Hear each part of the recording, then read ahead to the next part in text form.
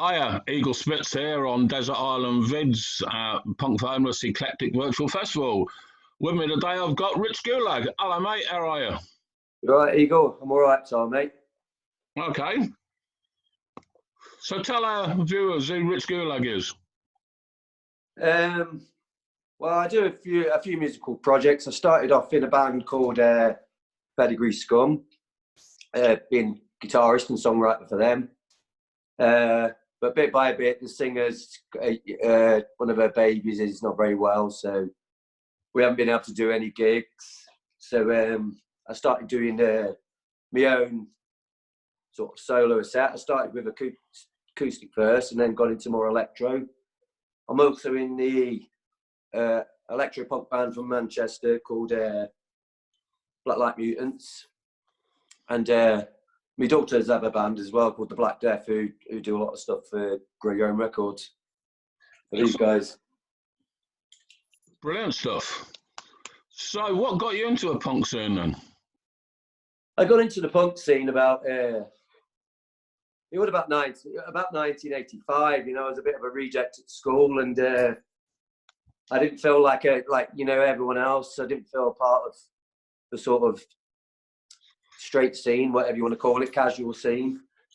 And I think I started like most people. I listened to the Sex Pistols, and I watched a few documentaries about punk, and I just started I like the look, and just started getting into it from there. Oh, so yeah, let's have your first song, mate. What's your first song? My first song is Job Seeker by Sleaford Mods. Okay, why did you choose that one, mate? Sleaford Mods, to me, I like modern punk. You know, it's raw. It's certainly working class music. They've got something to say. Before I heard Sleaford Mods, I was already doing my own sort of electro stuff, but there was quite a lot to it. Quite a lot of guitar, keyboards, synthesizers. Then listening to Sleaford Mods, how simplistic it's just basically a beat and bass. It made me think, well, yeah, this is kind of a cool thing to do. So it sort of inspired me to change my electro set to what it is now. And I just think that they're just a relevant band. Like they're like the punk of today, I suppose. Brilliant, and I think it needs to be a bit refreshed at times, doesn't it? It does. It can get a bit stale, but the same old guitar, bass, drums, and shouty vocals. So I've been to gigs where you wouldn't really know that it was different bands. If you come at any point in the night, you probably think it was the same band. So it's got its place, but a bit of variety is nice.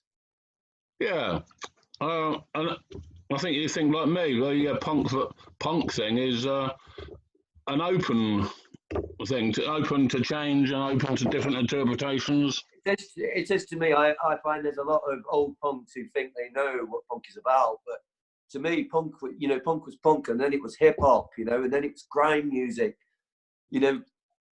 People's perception of what punk is sometimes really is a bit of a nostalgia trip, and it's constantly developing. It's just because they haven't got Mohicans and fucking bondage trousers, in the nature of what they do and where they're coming from, it is kind of the same as what punk was. So, I think Sleaford Mods are one of them sort of bands, Excellent. They don't say they're punk, but they just are in the nature of what they do and what they say. Yeah, I mean, I'm one of those people who tend to think if you say you're punk, you're probably not. Yeah, that's it. Do you know what I mean? If you try and categorize yourself, Yeah. So, what sort of music are you listening to then? Because obviously you're doing the electro stuff. Are you listening to a lot of electro music and stuff, or? At the moment, I'm not really listening to a great deal. I've got 2 little babies, and each time I get a bit of spare time in between, I tend to do something like whatever hobbies I got going.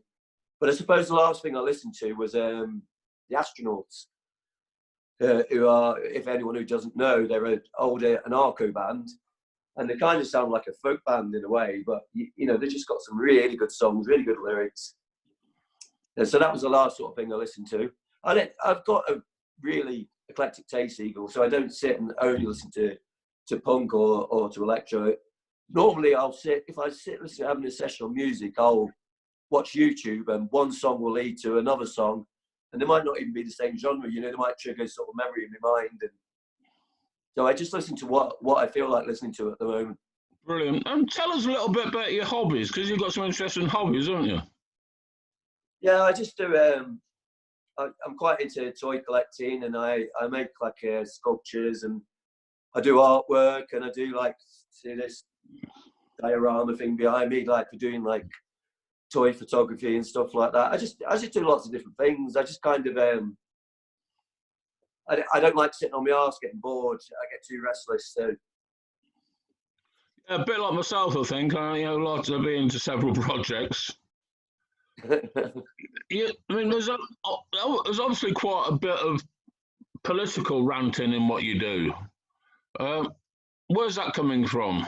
If that makes sense. It comes from, like, I suppose everyone's like anger at the way the world is, anger at the way, you know, the Tories are, and anger at people who are voting for the working class people who are voting for the Tories, anger at Donald Trump, and just the fucking injustices in the world. You know, when you've got guys out there with like fucking multi-millions while people are on the fucking streets, you know.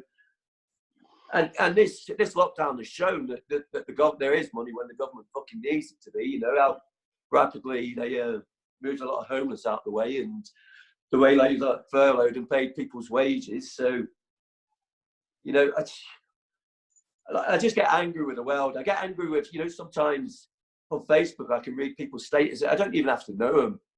You know, like, and I'm just angry with everything at the moment. So what I kind of tend to do is little things that annoy me, whether it be people, whether it be situation, whether it be politics, I just put them into lyrics, you know, and it's kind of cathartic. It stops me falling out with people more than I should do. Brilliant. What's your next song, mate? There you go, mate. What's your next song? After Sleeping Mod, you mean? Yeah, sorry. Right. My next song is House of the Rising Sun by the Animals. Now, it's a really old song, you know, everyone's heard it, but it's just a song that I just think is it's just got perfect structure. It just sounds brilliant. I love the subject matter, you know, it's kind of downbeat. And the thing is, I've never ever in my life owned it on a CD or on a record or on a cassette. I just hear it when I'm out, hear it on the radio, hear it, you know, in a shop. And I just love it that way. Every time I hear it, I just think it's just a perfect song, you know? And I just hear it at the most sort of oddest moments, you know? I could just be walking somewhere and it'll come on, and I think, oh, fucking hell. But I never intend to buy it or own it, because I think I'd listen to it a lot in a few days and just kill my love for it. So Yeah. I know that one. It's certainly a great song, and it's an old folk song pre-Animals, wasn't it? But they did an amazing version. Yeah, I've also have a memory. I went to actually when we went to Carnival Chaos, I was in Besançon with a couple of French guys, a French psychobilly guy and this other guy, and we just got so drunk and smoked a few joints and that, and then we was playing we were sat there playing House of the Rising Sun, but we did the Johnny Halliday version, you know, with the French lyrics, and to us we sounded like the most perfect piece of music ever, but I suppose from the outside we was like the biggest pile of shit anyone could ever hear, but it was just a great night. Yeah, brilliant. Yeah. So when I met you, you was in Pedigree Scum, and then you did solo stuff. Now, is there a different method of writing to what you're doing now, or did? Well, yeah, because when I was with Pedigree Scum, more often than not, I'd just come up with a riff, and then Katie would drop some lyrics on that. You know, it'd be me and Katie predominantly. We'd sit in Katie's house, so I'd come up with a riff, and she'd do some lyrics, or I'd come up with lyrics on a riff, and you know, she'd sing them in a way that I would never think of. You know, it would change the song, and then maybe we'd change the lyrics from there. So the difference is there's outside input, you know. So it takes you in directions that you wouldn't normally think of doing yourself. Now, when I'm on my own, I tend to now just find the bass line or come up with a bit of a riff that I like and just build on it like a puzzle just from start recording it. So I more often not record the songs before I actually know how to play them. So I have to go back and learn them after. I mean, I also do stuff with my daughters and my son Ryan, who are in the Black Death. I do the Black Death recording for them. When we started, I was helping them a lot with songwriting and structure, but now they do all totally their own songs now, and it's just, they amaze me because they just think of doing stuff that I would just never consider. You know, just even like, for instance, stringing a lyric further out the verse than I would have thought of, and it just sounds so much better. And, you know, I do collaborate with me son Ryan as well, who's got his own solo stuff going on, and I try, although I do write some riffs, I try my best not to write anything with him. I try my best to let him start off with a riff, and then I build on that, because I mean, I've done like 11 albums of my own stuff. You can get to a point where you're writing the same songs over and over again, you know, when you've done that many songs. So when he starts something, it feels like it's a different song. It just doesn't feel like another Rich Gulag song, do you know what I mean? Just with someone else singing on it. Oh, good. Yeah, well, Black Death was certainly very good. I mean, you must be very proud of them, because they do some really good tunes. Yeah, it's, you know, they're brilliant. You know, I'm amazed they played. I think they played the last 3 Grow Your Own festivals. You know, fair enough, they open up, you know, but they play London. You know, like Gary from Anthrax, who runs Grow Your Own Records, always looks after them, gives them a goodie bag, feeds them. So it's like a nice sort of day out, and you know, it's just amazing to see them. They've got no, they don't get like stage fright or anything. They just go up and play in front of a load of old sweaty punks. No, I think some of these old punks' attitude is they just ignore them. They just think, oh, what is this fucking shit? A bunch of kids. But Gary from Anthrax has got a really good sort of, he wants to sort of perpetuate the punk scene. You can't do that by keep playing the same old geezers. You need youth. You need young people getting involved. So like Gary has, you know, he's got a good thing for giving younger bands, different newer bands opportunities, as well as older bands. So yeah, I'm proud of it. I'm proud. Brilliant. Cool. Obviously, we're on lockdown at the moment. But I mean, what are your plans when we're out of here? I have no clue. Well, I'll get the kids back to school first. To be honest with you, Igor, without lockdown, you know, I'm a carer, so I don't actually, you know, work a job. Without lockdown, I never used to go out that much anyway, to be brutally honest with you, apart from going to gigs, you know, and like stuff that you do, and the odd time I'd volunteer at the Sumac. So I'm not overly missing it. It's just, it's nice for it to end because of all the, you know, the conflict of everyone being enclosed and, you know, treading on each other's toes all the time. And also the uncertainty, you know, the uncertainty of what is it ever going to fucking end. But I mean, the first thing I'll probably do is start booking some gigs again, you know. A lot of gigs have been cancelled, as you know, some of yours as well.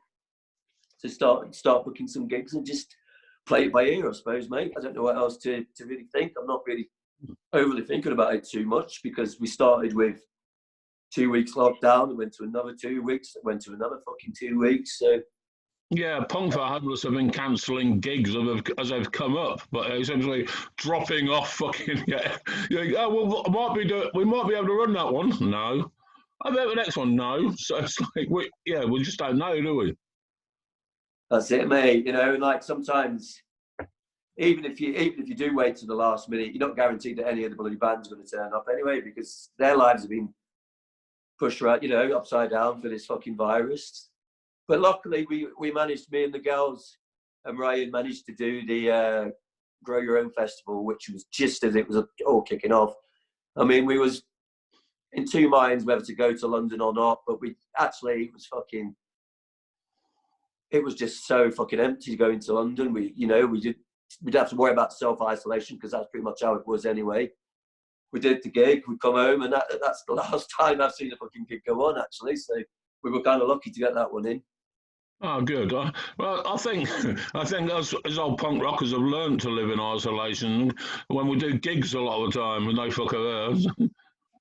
That's it, mate. That's what I think. Hopefully, the good thing about this, well, you know as well as I do, mate, the amount of gigs we've done, and it's only fucking bands and the fucking girlfriends who turn up, you know.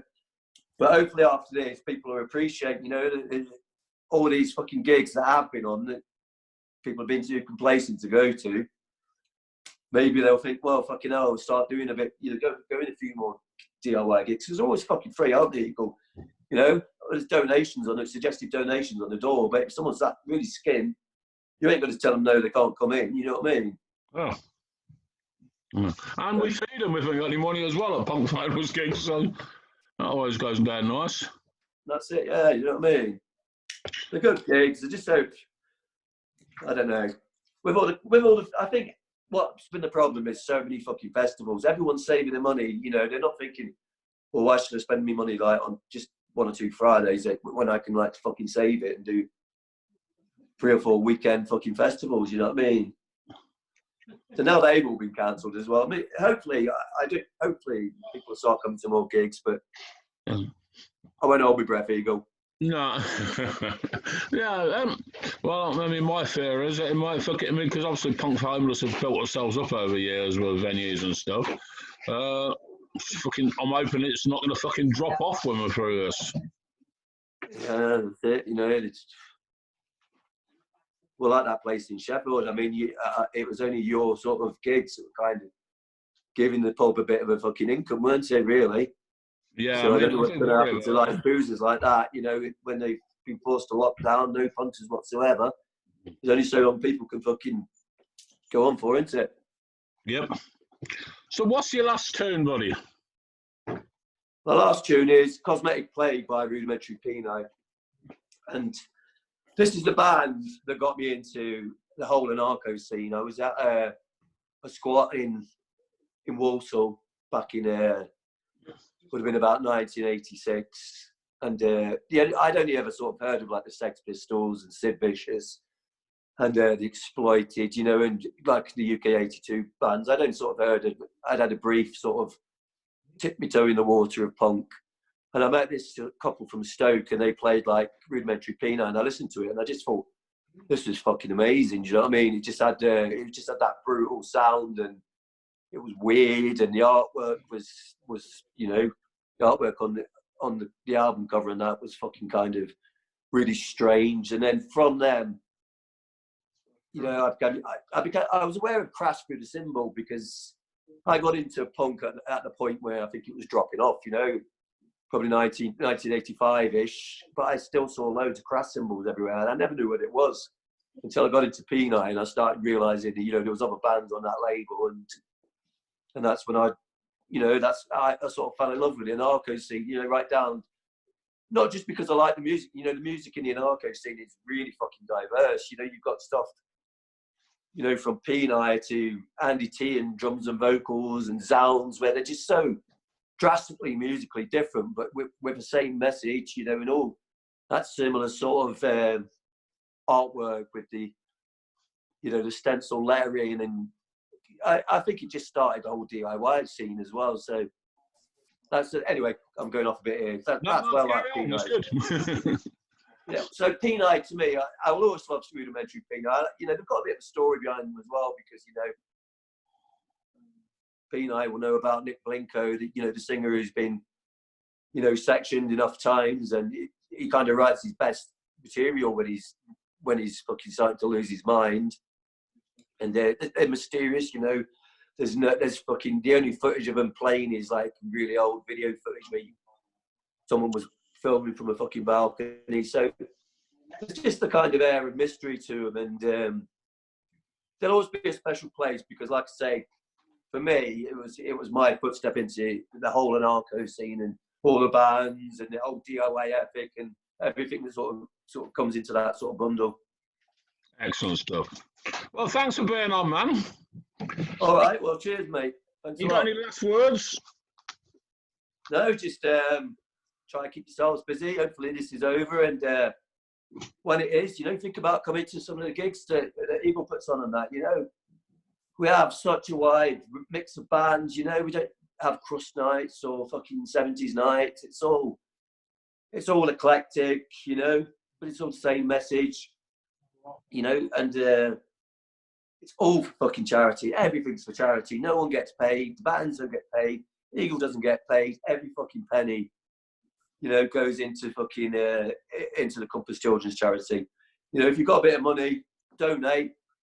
You know, if you can't donate, just, you know, share the videos about on Facebook and what have you, and just, you know, and keep watching. I know it's not, me personally, I can't always watch it, but, you know, between 5 and 6 because of the babies, that's the time when they're fucking screaming for the tea and that's, but I normally catch up on YouTube after, you know what I mean? So the videos are on YouTube and just check it out.